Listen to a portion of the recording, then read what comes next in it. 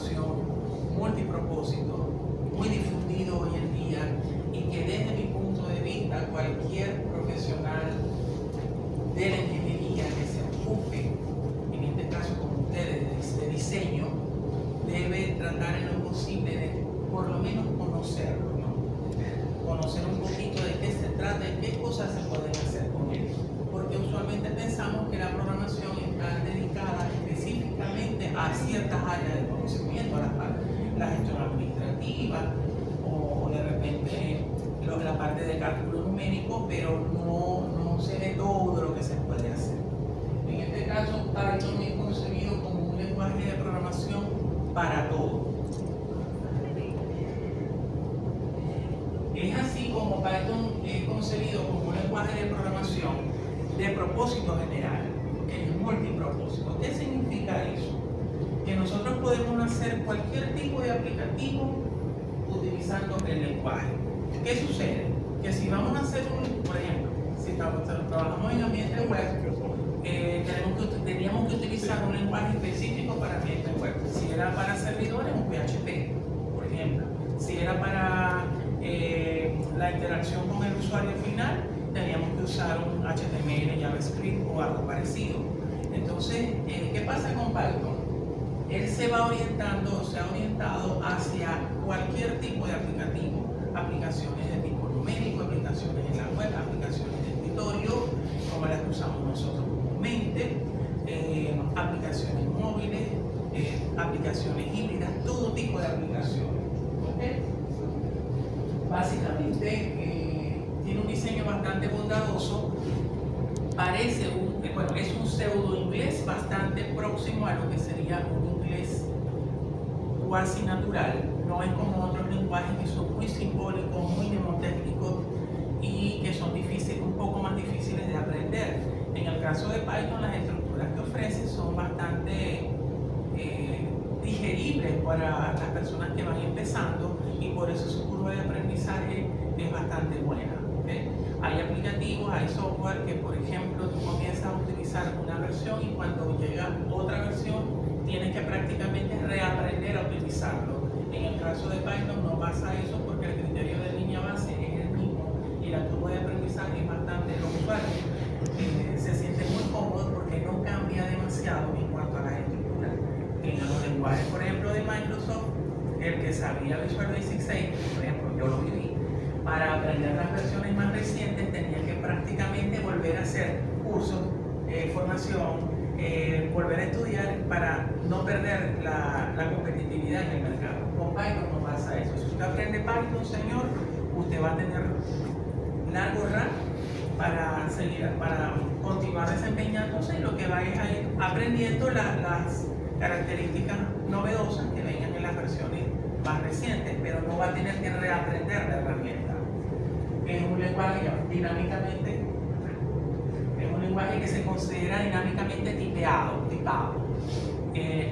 A diferencia de otros lenguajes donde tú tenías que definir una variable, por ejemplo, con un tipo de dato específico, aquí tú tendrás las variables en cualquier lado, en cualquier momento. La sintaxis es bastante flexible, te ayuda mucho, los entornos te ayudan mucho a la escritura de la sintaxis y eso es una de las grandes ventajas que tiene. Ahora sí. Algunas características, bueno, en primer lugar, la alta legibilidad. La sintaxis de Python, las instrucciones en Python son claras y fáciles de entender, lo cual facilita su aprendizaje y su uso. Porque ese es otro tema. A veces los lenguajes, tú te familiarizas con algo, desarrollas algo y perfectamente funciona. Pero pasa un año, 2 años y si no tienes la documentación, dependes de la documentación para poder hacer alguna modificación. Pero realmente la sintaxis acá es bastante familiar. Como les comentaba, es un pseudo inglés o casi un pseudo inglés y no es tan cerrada. No tienes que usar por lo menos como otros lenguajes que cada instrucción termina en punto y coma o que hay declaraciones específicas. No, aquí es bastante flexible. Hay sus reglas sintácticas, ¿no? Como cualquier lenguaje, pero es bastante versátil.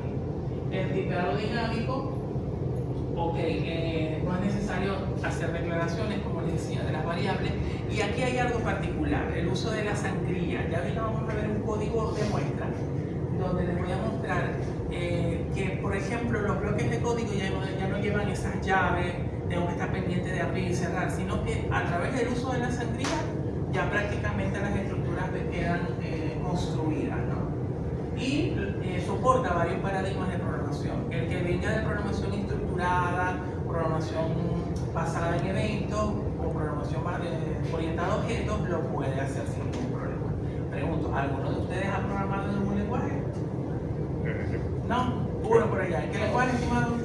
Hice un curso básico en una página llamada FreeCodeCamp de HTML. HTML. Llegaste a desarrollar algo en la web, ¿verdad? Sí, lo más básico, lo que sería H1, H2, lo que es el código source para poner... La básica, correcto. Bueno, aquí puedes también desarrollar a la web.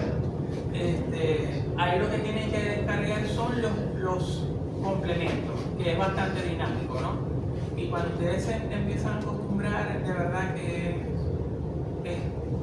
forma parte de su día a día, no es algo que va a ser muy complicado para ustedes. Ahora sí es importante que ustedes, por lo menos, aquí puedes usar HTML, pero tienes que saber ya un poquito de HTML. Pero también está orientado a la web, o sea, lo puedes hacer. De verdad que sí. Continuamos. También tenemos estructuras de datos flexibles, ¿no? En otros lenguajes, por ejemplo, teníamos estructuras estáticas, los arreglos, las listas son estructuras estáticas, pero aquí tenemos figuras como los diccionarios. Los diccionarios nos ayudan a asociar. Tenemos una lista de elementos vinculados que tienen un índice, por ejemplo, y están cada elemento puede estar asociado a una clave que es significativa. ¿Okay? Esto es un poquito ya entrando en profundidad, pero de verdad que las estructuras de datos son bien interesantes, son muy dinámicas, puedes redimensionar estructuras de datos dinámicamente en la memoria porque obviamente vienen dadas para eso, pero comparativamente con otros lenguajes, quien venga de un C, de un lenguaje estructurado, de un Visual Basic, de un Visual Basic.net, va a haber una diferencia sustancial. Otra cosa es la portabilidad. Él es multiplataforma. Funciona para Windows, funciona para Linux, funciona para Mac y tienen una particularidad que él lo que necesita para correr un programa escrito en Python es el framework de Python. Tú lo descargas, tú lo instalas y corres tus programas tranquilamente, independientemente de la máquina, de la arquitectura del sistema operativo que tengas instalado. Él es multiplataforma. No es como sucedía en otros lenguajes, que se hacía un sistemita o un programita en Visual Basic 6 y eso corría en Windows. Y no podía, para hacerlo en Linux, para Linux tenías que usar otra herramienta porque tenías que volver a desarrollar ese programa. Aquí no, aquí desarrollas una sola vez, haces algunas adecuaciones, realmente siempre se hacen adecuaciones, pero es multiplataforma. Mientras tú tengas instalado ese framework, esa librería, esa biblioteca, mejor dicho, tú puedes correrlo en cualquier plataforma, cosa que es una ventaja porque usted puede desarrollar una herramienta y en cualquier sistema operativo lo puede correr. Yo he podido llegar hasta correr Windows y Linux, no tengo dinerito para comprar en la Mac, pero bueno, también se puede correr en la Mac. Y otra característica que parece algo quizá sin tanta importancia es la documentación y las comunidades que lo mantienen. Uno de los grandes problemas cuando empezamos a desarrollar es la falta de documentación.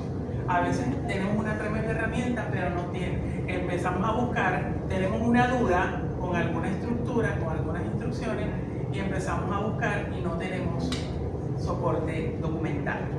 La ayuda, las famosas ayudas, los foros de discusión. Y aquí hay una amplia comunidad de usuarios y programadores y usuarios que ya se ha difundido por todo el mundo. El papá del lenguaje, Guido von Rossum, él es uno de los, él manifestó que ya no es tan mayor, pero él ya ha delegado su liderazgo de alguna forma en un staff que lo acompaña, y ellos mantienen mucho las versiones, las versiones estables, que son las más recomendadas para que ustedes utilicen o que se descarguen los usuarios, que realmente tienen ya una documentación bastante interesante, bastante nutritiva, pero eso sí, la mejor documentación que usted va a conseguir está en inglés. ¿Hablan inglés? Sí. Ajá, excelente. Programador que se respeta tiene que manejar algo de inglés. ¿Ok? Sí, porque realmente la documentación, mucha documentación de interés viene en inglés, la más detallada viene en inglés. Porque la que usamos en español, bueno, hay paneles de expertos y tal, pero muchas veces se traduce la documentación original al español y hay cositas, ¿no? No se traduce todo, o no van por fases, entonces. Ahora continuamos. ¿Cómo instalamos Python? Necesitamos, bueno, son varios pasitos. Primero necesitamos ir a descargar el paquete. Un paquete lo pueden descargar, esto es libre, es gratuito, porque no todo lo libre es gratuito, ¿ok? El Python usted lo puede descargar. Yo lo he corrido en equipitos con 4 GB de RAM y un procesador tercera generación. Funciona, ¿ok? Pues lo soporta. Windows 7, bueno, desde Windows 7 empieza a trabajar. O sea, lo que les quiero decir es que si usted tiene un equipito en su casa que no es tan reciente, arriesguese, le invito a que lo descargue y lo pruebe. ¿Okay? Instalamos Python, él tiene un asistente, el asistente de instalación, y luego instalamos un idle. El idle es el entorno integrado de aprendizaje y desarrollo. ¿Okay? El idle es el entorno donde usted va a interactuar con Python. Python es el lenguaje, ¿okay? Pero usted necesita un entorno para interactuar con él. Ya vamos a ver algo por ahí de la. Y bueno, una vez que instalamos el idle, que hay muchos idle, muchísimos, él trae uno nativo, pero hay muchos idle. Podemos ingresar y empezar a interactuar con él probando su funcionalidad. ¿Dónde descargamos los idle? Como les dije, el idle básico viene con Python. O sea, usted instala el paquete y ya trae un idle nativo. Yo lo uso, me gusta, es interesante, está bien. Pero hay otras opciones un poquito más, tú sabes, más especializadas, tienen complementos, los han mantenido usando durante mucho tiempo. El PyCharm, que no es gratuita, ¿okay? El PyCharm no es gratuito, pero el PyCharm Community usted lo puede descargar porque esa es la versión que viene para enseñanza, para aprendizaje, y viene bastante completa. ¿Okay? Ahí les tienen el link, usted lo puede buscar. Él trae, o sea, él es bastante profesional, tiene herramientas para depuración, para seguimiento en el código. Creo que la última versión vi que traía hasta control de versiones. Yo no uso mucho PyCharm porque empieza ahí. Mi equipo de escritorio tiene 8 GB de RAM, esta máquina tiene 16.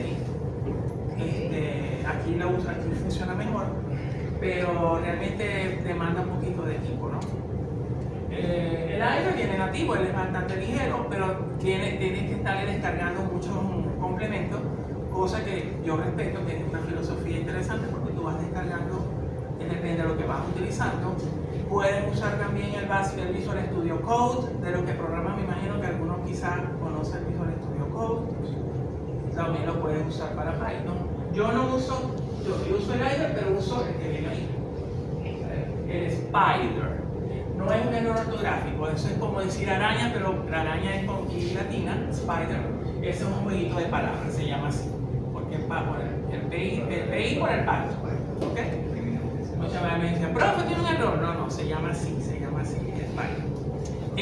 Digamos que el Spider está entre el idle y el PyCharm, no es tan rimbombante, pero es bastante bueno, bastante interesante, tiene sus herramientas de depuración, es libre, es gratuito y lo pueden descargar. O sea que usted puede llegar hoy, descargue su Python, su gestor, y descargue el Spider, por ejemplo. O si quiere probar primero con el idle cómo se siente, es válido, ¿no?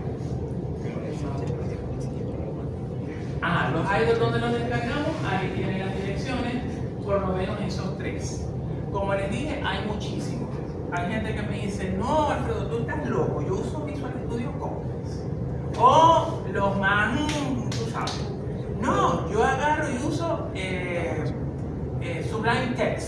también los que vienen de web quizá usaron mucho su branch text.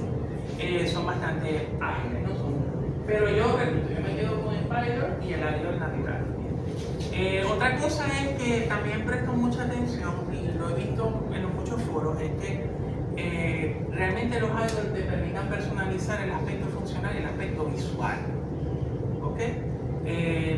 La tendencia es que trabajen en fondo oscuro con fuentes destacadas, ¿no?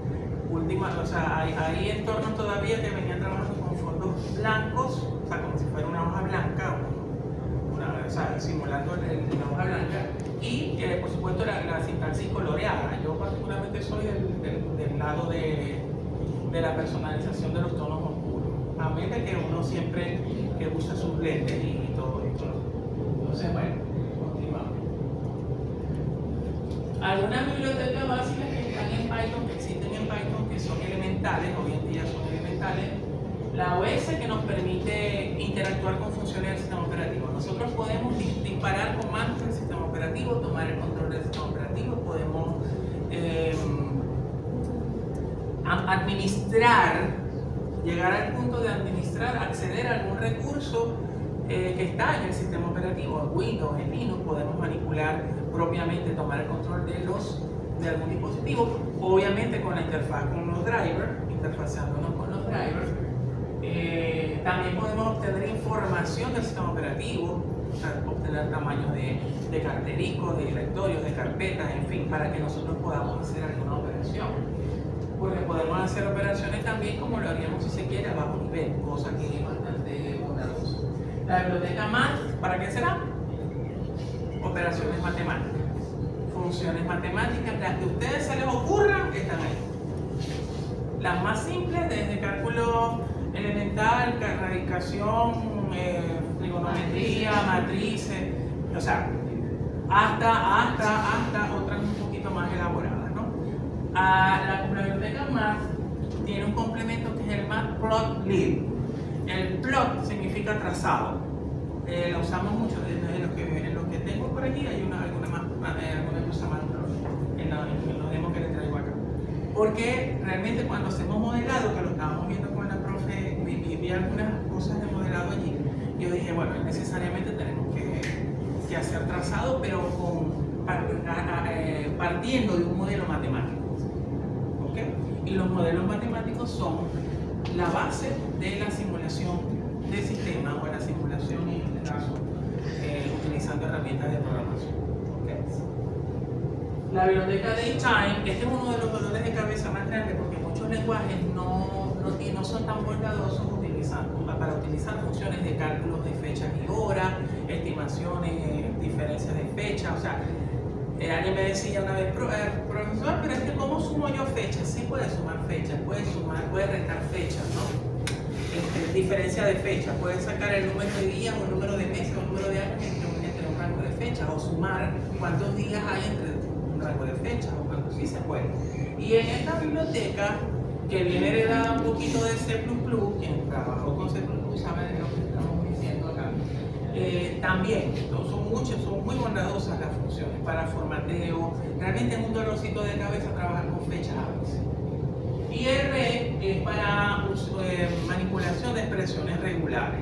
¿Qué es eso de las expresiones regulares? Cuando yo quiero, por ejemplo, enmascarar un valor, le ingreso algo en un campo, lo puedo convertir, encriptar, desencriptar, puedo manipular esa cadena de caracteres para que responda a una estructura. Por ejemplo, ingreso una serie numérica y yo quiero que se enmascare como si fuera un número telefónico. Estas expresiones regulares podemos hacer cosas maravillosas con esas. Y eso es lo elemental. Hay muchísimas cosas que se pueden hacer con expresiones regulares para búsqueda, para optimización de búsqueda, en fin, muchísimas cosas. Seguimos. El random, ¿qué significa el random? Aleatorio, que es un generador de números aleatorios. Muchos lenguajes lo tienen. Él utiliza un random. La biblioteca random se aplica mucho para cuando uno programa justamente simuladores que tienen que generar datos aleatorios. No tienes que estar dándole rangos si no dice dame números aleatorios bajo esta condición. O sea, sí, porque cumplan este rango, pero Si tú lo quieres entero, te lo da entero. Si lo quieres decimal, te lo da decimal. Si lo quieres, no como otros lenguajes que tienes que estar haciendo funciones y funciones y funciones para generar números aleatorios para un numerito. ¿Okay?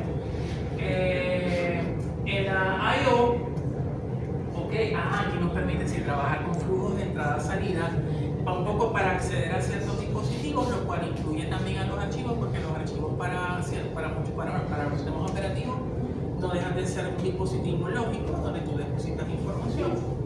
Las collections, aquí trabajamos con las estructuras de datos de tipo colección, como los diccionarios, que como les dije son listas. Imagínense listas que tienen aquí un valor, aquí en la otra columna tienen un índice, pero también tienen una clave a través de la cual tú accedes al valor. Entonces son cuestiones un poquito más con el código, ¿no? Y la biblioteca String también tiene muchísimas funciones para trabajar con cadenas de caracteres que no tienes que estar escribiendo tú como pasa en otros lenguajes, que tienes que estar, voy a comparar cadenas, tengo que estar escribiendo funciones y funciones para comparar cadenas. Aquí ya hay muchísimas funciones. Uno se cansa de explorar todo eso. ¿Qué podemos hacer con Python? Sitios web y aplicaciones web. Sitios web propiamente, como los que conocemos, los que estamos acostumbrados. Y aplicaciones web son aplicaciones ya funcionales, digamos, que van orientadas a datos, que van orientadas a eventos en la web, que usan el navegador como base para su funcionamiento. Ciencia de datos. ¿Qué será la ciencia de datos? Es esa ciencia que va dirigida al tratamiento e interpretación, aplicar la deducción sistemática para encontrar patrones en los datos y aplicar algún fenómeno. La minería de datos, por ejemplo.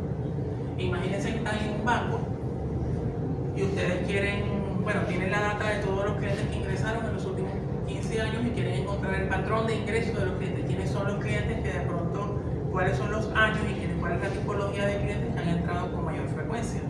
O de repente le dan la data de una tasa de contagio de X enfermedad, por una bacteria, entonces con esa data pueden encontrar algún patrón que les ayude a predecir o por lo menos aproximarse cómo será la tasa de contagio de esa misma enfermedad para el 2030, que lo tenemos allí. Cosas así. Juegos 2D y 3D, actividades lúdicas, ustedes lo pueden hacer también. Que ojo, aclaro algo, cuando nosotros hacemos simulación muchas veces recurrimos al juego. O sea, el juego no como entretenimiento, sino como recurso para poder ver el comportamiento de algunas variables. Y para desarrollo de interfaces gráficas, como las que nosotros vemos, formularios de ingreso a datos, vemos sistemas de información de ambientes gráficos, entre otros. En Python hay dos grandes modos, ¿no? El modo interactivo y el modo script. El modo interactivo va a permitir que nosotros directamente en el entorno le demos instrucciones y veamos el resultado de esas instrucciones. O sea, vamos a decir que hay un intérprete donde vamos a conversar con él, por decirlo así, escribiendo instrucciones y vamos Y el modo script es el modo que nosotros utilizamos para escribir grandes porciones de código y ejecutarlo, testearlo, probarlo, depurarlo, en fin, todo eso.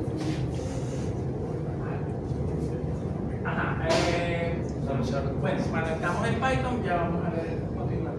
Ese es un ejemplo. Sí, ya asustó. Un momentico, disculpe. No se preocupe. Ahí está el modo script, fíjense que es una consola, ese es el modo rudimentario, ese es el modo a puro pulmón.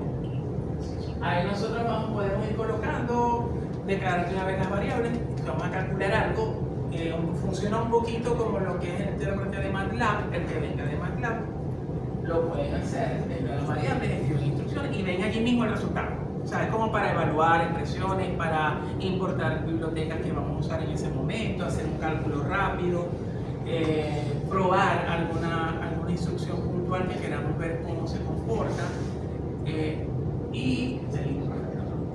Ese es el modo interactivo, pero el idle. Fíjense que el idle es un poquito más vistoso. Fíjense que ahí estamos simplemente, fui colocando algunas variables y calculé el valor de una expresión matemática, lo tengo en caliente, no tengo que estar abriendo archivos de código, compilar. De hecho, Python no es totalmente compilado, eso lo vamos a ver ahorita. Y puedo obtener resultados puntuales. Eso me ayuda a hacer seguimiento y depuración de variables y de código.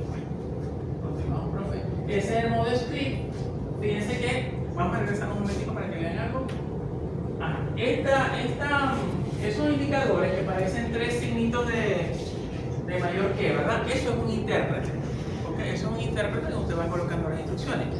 En el otro, fíjense que ahí no hay intérprete. Eso es un bloque de código. Eso es un archivo de código que yo lo voy a ejecutar y lo voy a probar, pero cuando se ejecuta completamente. O sea, ese es el modo donde trabajamos normalmente para la escritura del programa, para la escritura del programa completo. Vamos, profe. Es compilado o interpretado. ¿Ok? Esto ha sido un punto de que si es lento, que si la ejecución es lenta, que si es compilado, si es precompilado, si es interpretado. ¿Qué es la compilación?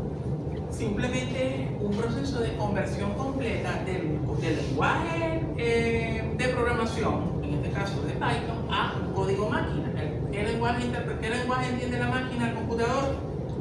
Binario. 0 y 1, ¿verdad? Bueno, ese es un proceso de compilación. Cuando convertimos ese código que ustedes vieron escrito allí, lo pasamos a binario y lo ejecuta el procesador. La interpretación es lo que hace, como lo indicamos ahorita, el modo interactivo. Yo voy colocando las instrucciones y él me va mostrando directamente el resultado, porque él hace una conversión del código a binario, pero lo hace en memoria y no lo hace a nivel de disco, como lo haría la compilación completa, que obtenemos un archivo ejecutable. Entonces Python usa una particularidad.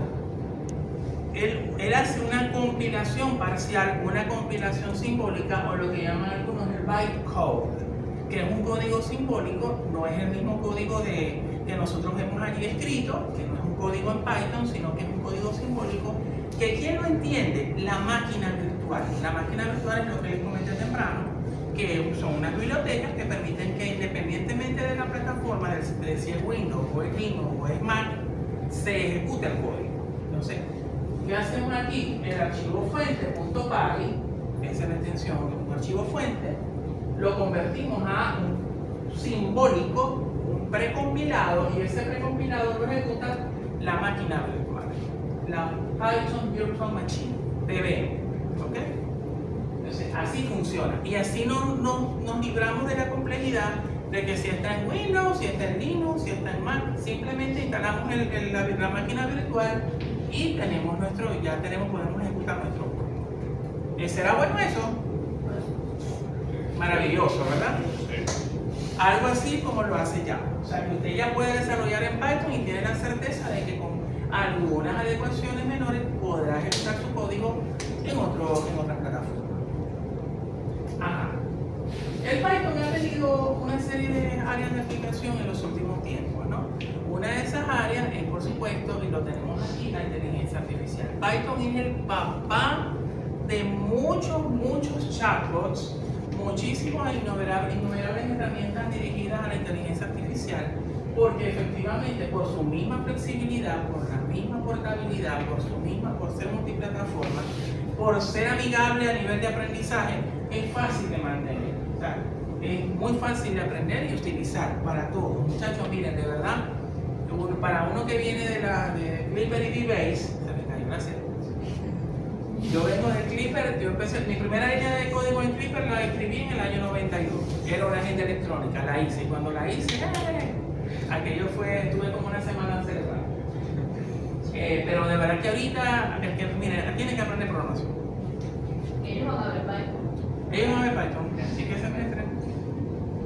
No saben. A partir del 4. Bueno, todavía como que se. Chance de irse preparando. Bueno, vamos a decir ya que ya no fue el libro. Bueno, que tienen un experto. Vamos a ver, yo tengo por allí, bueno, referentes de SQL. Es bueno, muchachos, y no tan margen, no es Python como tal, pero sí es importante que ustedes se familiaricen con SQL, porque es un lenguaje de consulta estructurado de acceso a datos. Es necesario, muchachos, háganlo, porque usted puede programar muchísimo, pero si no programa orientado a datos, usted no está haciendo nada, ¿yo? O sea, yo sé que ahorita está una tendencia a los SQL, pero es que igual accedes a datos, pero no con SQL como tal, sino con unas con microinstrucciones y se puede hacer, pero igualito tienes que acceder a datos. ¿Okay? Ahora tenemos bibliotecas y framework. El framework son esos marcos de trabajo que tú instalas y facilitan como plantillas de trabajo, ¿no? Para hablar en esos términos. Bueno, tenemos muchas. El InPy, Panda, Matplotlib, que es para el Matplotlib siempre lo van a ver. Aprendan a usar esas bibliotecas porque siempre lo van a ver. Sí, porque el Matplotlib es por el trazado, tiene un plotter. Y bueno, en robótica tenemos muchísimas aplicaciones. Control de movimiento, o sea, hay aplicativos de Python que son capaces de controlar el movimiento de robots. Procesamiento de señales, por supuesto, podemos a través de hardware especializado, por supuesto. Podemos con Python hacer lectura y envío de señales. ¿Okay? En cuanto a la visión por computadora, podemos hacer reconocimiento de objetos, utilizar GPS, posicionamiento, en fin, muchas cosas, ¿no? Y en la robótica industrial, que yo creo que también por ahí van los tiros con ustedes, porque la verdad que las industrias hoy en día, los PLC, los controles, eso todo ha cambiado tanto que ya hoy en día todo hardware lo controla un software. Y yo siempre he hecho broma y digo, quien tiene el software, quien hace software es la mano que me hace la cosa. ¿Okay? Pero fíjate que de robótica industrial se me parece mucho más a Da Vinci que al robot Da Vinci, que ya ellos tuvieron ya va a pasar que es un robot que está en Caracas, donde se opera con un robot. Qué bueno. Y es muy parecido a la parte de industrial. La verdad que sí. No, tiene, yo conozco uno más, tengo un compañero que está, él se graduó antes él está allá va, ¿dónde está? En Dubái. Y creo que él está trabajando mucho con, lo que están dando durísimo no es la mitad, pero horrible, me duermo y veo patrones de datos. Y es verdad. La Big Data, con Python también, y muchísimas aplicaciones, porque es multipropósito, esa es la verdad. Bueno, algunas aplicaciones conocidas que usan Python y no lo sabíamos quizá. Pinterest, nuestro amigo Instagram, eso es Reel, eso es Reel, eso es YouTube, por consiguiente, sobre todo para las búsquedas inteligentes. Cuando usted vea algo que hoy en día, que hace búsquedas inteligentes o búsquedas recursivas, hay algo de Python, estoy seguro. Dropbox, que por supuesto lo que lo hemos utilizado para almacenamiento en la nube, y Reddit, entre otras, muchísimas otras. Por ejemplo, yo uso mucho un chatbot que es UAI, de inteligencia artificial, y él está hecho en Python. O sea, claro, tiene otro complemento, pero la base funcional de él es en Python. Y lo vende así lo tienen así como bandera, ¿no? En ingeniería biomédica, bueno, lo podemos usar como bien lo podemos ya suponer para el análisis de datos biomédicos. Nosotros podemos obtener un conjunto de datos y establecer patrones allí. Y por supuesto, nosotros al lado de nuestros expertos en el área de medicina podemos hacer análisis diferencial de esos datos. Generar datos de prueba, generar datos en modo laboratorio, generar datos aleatorios, lo podemos hacer. Lo de informática, bueno, análisis de secuencias de ADN y ARN se ha hecho por allí. Quise traer un simuladorcito pero no pude, no terminó, no quedó como quería, entonces dije que no. Pero ustedes están mirando para hacer para el curso, sí, yo me veo de aquel lado ya. Sí, yo me veo por ahí. Simulación y modelado. La simulación, como les dije, va de la mano del modelo matemático al establecer uno o varios modelos matemáticos que describan el comportamiento de las variables. Nosotros podemos programar y generar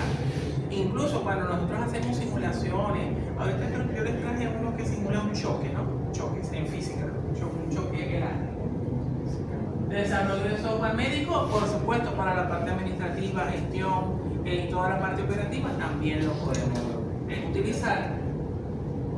Y para culminar, un extracto, un pensamiento que nos dice que Python es mucho más que un lenguaje de programación, es una herramienta que ha transformado la forma en que pensamos y abordamos la resolución de problemas computacionales. No es solo un lenguaje, es un paradigma de trabajo, un conjunto de paradigmas de trabajo.